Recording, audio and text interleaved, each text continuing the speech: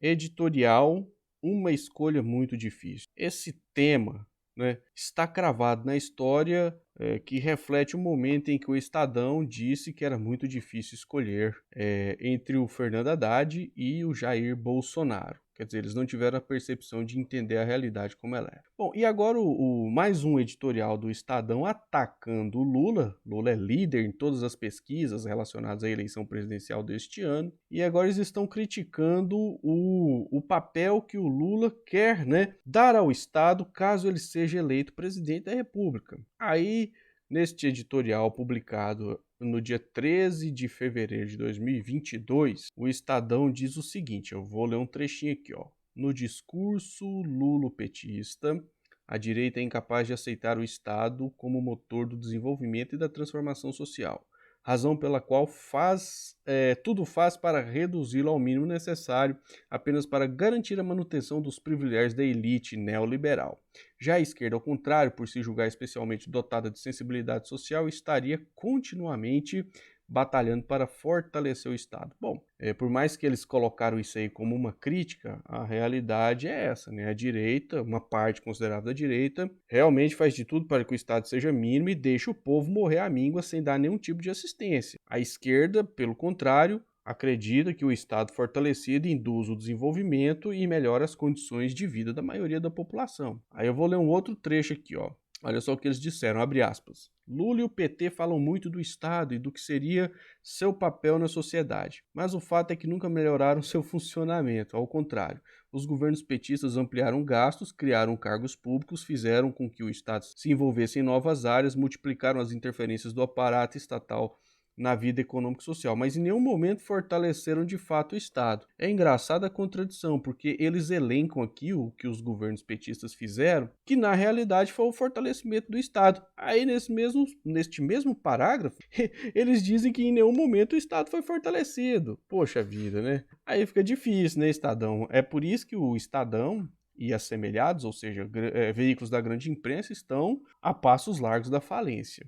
A presidente do Partido dos Trabalhadores foi rápida em responder, né, o que o Estadão escreveu. Aí ela publicou lá no Twitter dela, né? Abre aspas. O mal que Lula faz ao Estadão é ter provado que o povo trabalhador sabe governar o Brasil. Isso é intolerável para os aristocratas de ontem, os neoliberais de hoje e os arrogantes de sempre. Ó. Muito importante essa informação, essa afirmação aqui. Ó. Os arrogantes de sempre. Aí ela continua. O que o PT defendeu desde sua criação e mostrou em nossos governos é que o Estado deve servir a população e não apenas a uma pequena parcela. Olha só, outro ponto importante. Servir a população como um todo e não somente uma pequena parcela. Sim, uma pequena parcela, como eles mesmos colocaram aqui, que são uma elite neoliberal que quer sim garantir a manutenção dos privilégios. Então a resposta da Glaze foi rápida e certeira, hein? A presidenta do Partido dos Trabalhadores entendeu o que deveria ser feito e respondeu à altura. E aí, continuando, né, a ler o que a Gleisi Hoffmann publicou em sua conta no Twitter. Servir ao país verdadeiro, não apenas ao país do Estadão. Uau! Aí, vamos lá, continuando. Diferentemente do que aconteceu com o jornal O Estado de São Paulo, se Lula for eleito, não será vendido a um grande banco. Ao contrário, voltará, né, a ser soberano. Ó, então, quer dizer, o Brasil voltará a ser um país soberano, e ela alfinetou o Estadão, que é um jornal, vamos dizer assim, vendido ao mercado financeiro, né, aos banqueiros, ou seja, não tem ali nenhum tipo de imparcialidade, eles são parciais, tanto é que fazem editoriais atacando o Lula e defendendo políticas econômicas que só prejudicam a vida do povo brasileiro, como, por exemplo, eles defenderam a reforma trabalhista, eles defenderam o teto de gastos que foi desmontado pelo Paulo Guedes e pelo Bolsonaro. Eles defenderam também a reforma da Previdência, que dificultou o acesso dos trabalhadores à aposentadoria. E, enfim, só defendem coisas que pioram a vida da maioria do povo. Aí a Gleisi Hoffmann, né, cravou. A cada domingo que se passa, continuando aqui a leitura do que está escrito no Twitter dela. Por meio de seus editoriais, fica claro que o Estadão já fez a sua escolha difícil contra o Brasil e a favor do bolsonarismo. Segundo o que a Gleisi Hoffmann publicou aqui, o Estadão está a favor do bolsonarismo. É isso aí. Bom, a realidade que vai se impondo é a de que realmente Lula pode ser eleito presidente da República na eleição deste ano de 2022. E aí o Lula elencou algumas, né, de suas qualidades na administração presidencial, quando ele foi presidente. E aí, algo muito importante que o Estado fez, né, foi o maior investimento em educação da história. Então nós temos inclusive este vídeo aqui do Joelmir Betting, né, saudoso Joelmir Betting, grande jornalista, inteligente, articulado nas palavras, que deixou esse recado que resumiu em 40 segundos o que foi o governo Lula. Vamos relembrar. E no mais, na economia brasileira não há como uma eleição depois da outra. Por exemplo, no segundo turno de 2002, nós estávamos no fundo do poço.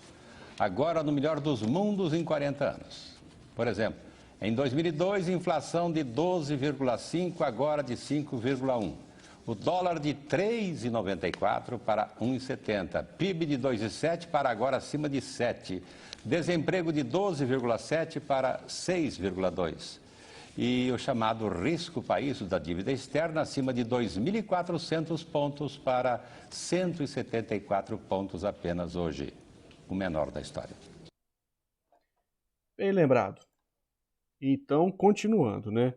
O Lula idealizou, na verdade não idealizou porque é um projeto muito antigo, mas ele iniciou as obras e tanto o Lula quanto a Dilma, eles fizeram 88%, né, das obras da transposição do Rio São Francisco. Aí veio Michel Temer e fez 5%, Bolsonaro fez 7%. Então o que acontece? É preciso divulgar a verdade. Aí o Lula publicou na sua conta do Twitter, né, a verdade sobre a transposição do Rio São Francisco. Não adianta o bolsonarismo tentar se apropriar de algo que eles fizeram apenas 7% em 3 anos de desgoverno. A realidade no ICRU é que Lula e Dilma começaram o projeto e concluíram 88% de suas obras. E o Lula, né, na verdade, ele já apoia desde sempre, mas tem um apoio muito importante, né, a favor da candidatura do Lula, que é o Martinho da Vila, né, grande cantor Martinho da Vila, né, que aí, com seus 84 anos, tá firme, né, e quer fazer campanha pro Lula. Olha só, ele tá aqui nessa matéria do UOL, cujo título é Martinho da Vila diz que Bolsonaro dá maus exemplos e que votará no Lula. Aqui, ó, o cantor Martinho da Vila, de 84 anos, afirmou que o presidente Jair Bolsonaro é uma pessoa que dá maus exemplos e que votará no ex-presidente Lula no pleito presidencial deste ano. Em entrevista ao Globo, Martinho disse que vê relação entre os casos de racismo recorrentes no país nos últimos anos com a postura do governo federal, pois Bolsonaro não dá bons exemplos, ele dá maus exemplos.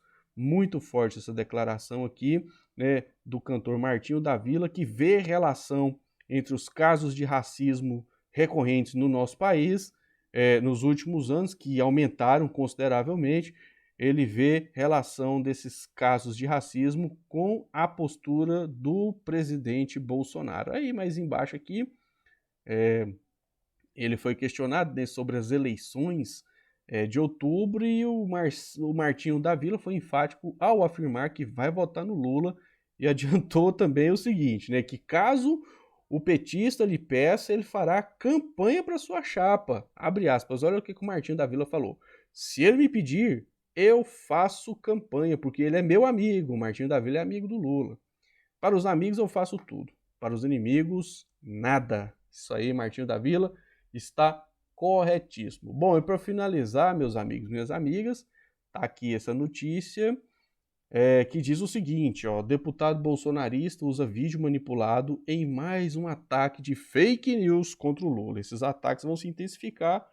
A equipe do Lula, as pessoas, né, que estão aí fazendo campanha para o Lula, tem que ter a velocidade necessária e eficiente para desmentir as mentiras que vão contar por aí.